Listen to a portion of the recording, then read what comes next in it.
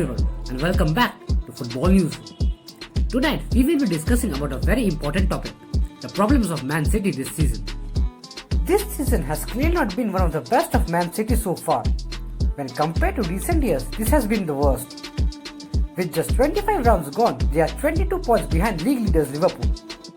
Back in the 2017-18 season, Man City scored 100 points and back last season they scored 98. But this time they have just managed 51 points of their first 25 games with an average of just over 2. This is far below Guardiola's level, and even if they manage to win all their next 13 games, they will only manage a maximum of 90 points. This clearly reflects the declining dominance of Man City this season, and this has even been highlighted even more so by Liverpool's dominance so far. So, without further ado, let's have an in-depth analysis of Man City's problems this season. This has clearly been one of the worst blunders of Guardiola and co this season. With Kompany leaving, it was really a very poor decision to not sign a centre-back back in the summer. Man City decided to go on with the injury-prone John Stones and Aymeric Laporte as their centre-back duo, but this was one of the worst blunders ever. With Aymeric Laporte injured for almost the entire season, John Stones has also been injured for a long while. This forced Fernandinho to form a duo with Nicolas Otamendi. But still, we have to give credit to Fernandinho. Even though he's playing out of position, he's doing an excellent job playing as a centre-back. The only problem with Fernandinho is that he's not one of the quickest players in the field. In this Manchester City system, the defensive line is very high, and this leaves them vulnerable to counter-attacks. So, when Fernandinho played as a CDM, he tried to block the counter-attacks from the very beginning. He would go high with the line and retrieve the ball quickly or stay back and remain close to the centre-backs. He would position himself in excellent areas and cut out key passes. Moreover, he would often drop back and form a back three. Whenever he did that, the other centre-backs would move wider and provide cover on the wider areas, which are very vulnerable. But now, playing as a centre-back, he does not have that much freedom to move up the pitch, and so he has to stay back. This often leaves him vulnerable against speedy wingers and speedy strikers.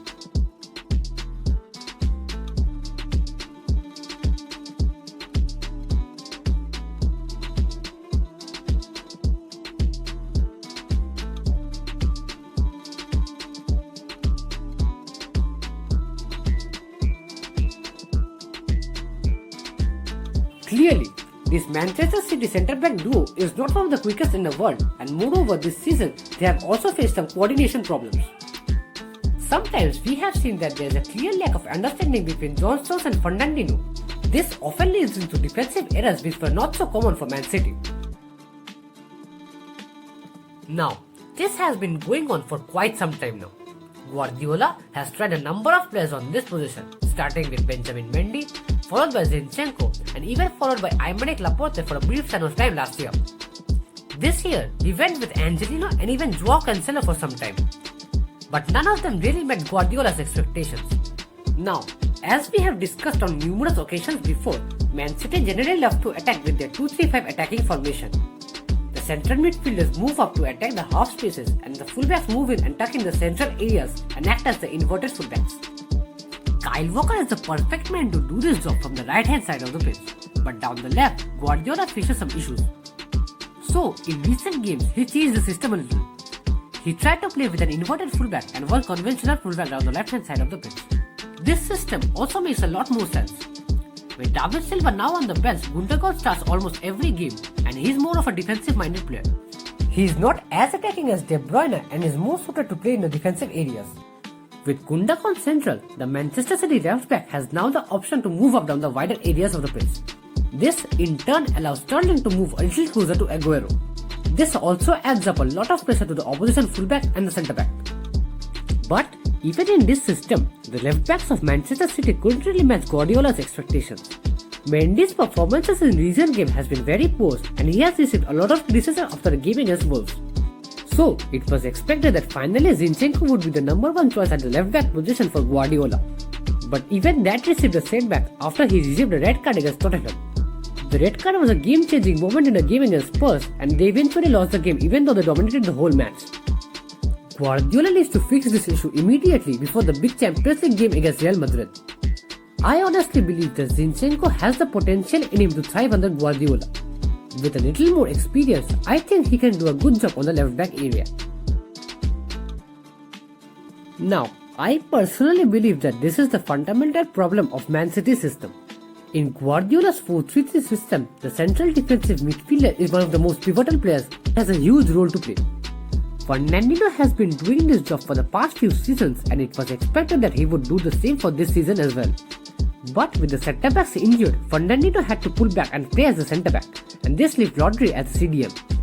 Now, Rodri is an excellent player, but he needs time to grow. He is clearly lacking the experience of Fernandinho and is making a lot of mistakes on the central areas of the pitch. As we have discussed before, Fernandinho has a huge role to play playing as a CDM. From making ball retrievals high up the pitch, he could also make tackles deep down his own half. He would position himself in excellent areas to cut out the passing lanes and also stop counter-attacks. Moreover, he also played a very pivotal role in every Manchester City attack. Clearly, this is one of the most important positions in Guardiola's system and it is very difficult to grow in this system very quickly. Most players fail to take up the pressure and manage every role perfectly. This has been the case of Rodri as well. Now, this is not a personal attack against Rodri. I honestly think he is an excellent player and I also believe that he is doing a very decent job in Man City as well. We must consider that stepping into Fernandinho's boots is not going to be very easy.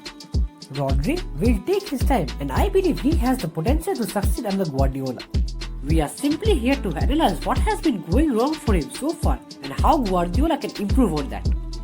Firstly, we must talk about his off-the-ball positioning, which has been very poor so far this season. Many a times we find Rodri moving high up the pitch with his central midfielders and that leaves the centre-backs alone.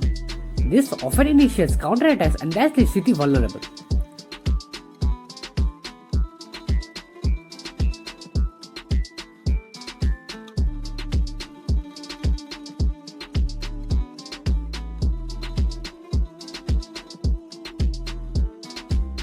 Right now, Manchester City don't really have a proper centre-back duo and neither one of Nicolas Otamendi or Fernandinho are among the quickest in the world. With Rodri high up the pitch, this leaves them even more vulnerable to counter-attacks.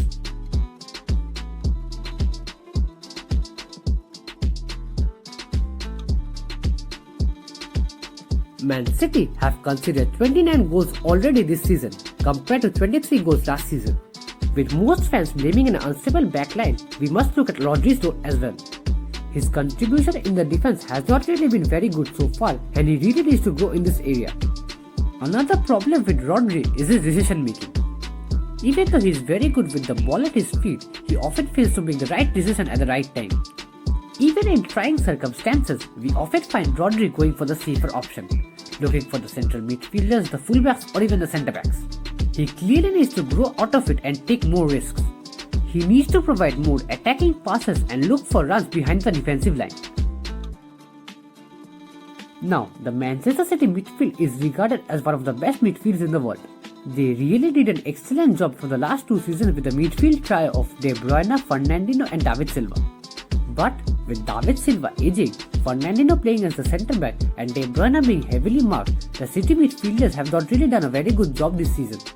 Gundogan has a more defensive role and he is not as attacking as David Silva once was.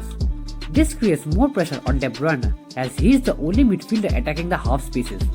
Moreover, nowadays De Bruyne is being heavily marked by the opposition central midfielders and the opposition fullbacks. They offer him no space and this leaves De Bruyne a little deeper and a little wider.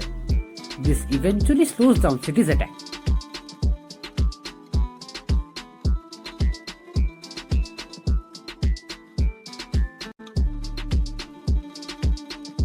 But with De Bruyne being pushed to the wider areas, crosses become a major threat in the box. This can be prevented with the proper zonal marking in the box. Many teams have successfully done this against Manchester City so far. Yes, I can bet that every Manchester City fan have noted this so far and are clearly crying out for this one. A few Manchester City players, that is Bernardo Silva, Aguero and Raheem Sterling, have had a huge drop of form this season. Now, I am not saying that they have been very poor so far this season, but to be very honest, they have not been up to their mark. They are not doing that well when compared to the performances of last season, and this has been a major blow for Man City. Moreover, even though City are creating a lot of chances, they have failed to score in many of them.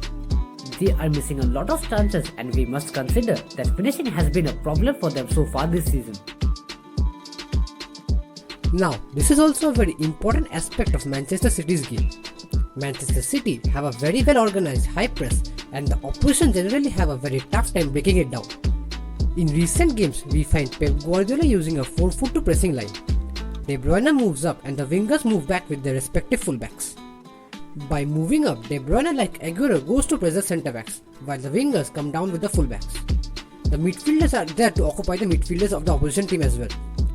Every Pep Guardiola side has a very well-renowned high press, but in recent times we often found other teams breaching this press. Nowadays, we often find teams playing out from the back against Man City and they do it perfectly. The teams break the press by often overloading the wider areas or often overloading the midfield area. This often leaves them defensively vulnerable. It is quite evident that Manchester City are facing a lot of problems right now and Guardiola needs to fix this as soon as possible. There's a huge game coming up next week against Real Madrid and Man City need to be prepared. Moreover, with the Premier League title out of hands, I think Man City should now prioritize the Champions League title. I still personally believe that despite all these problems, Manchester City have the ability to put a good fight against Real Madrid. The Champions League is the most important trophy to compete for Manchester City right now and I think Guardiola and co will do their best.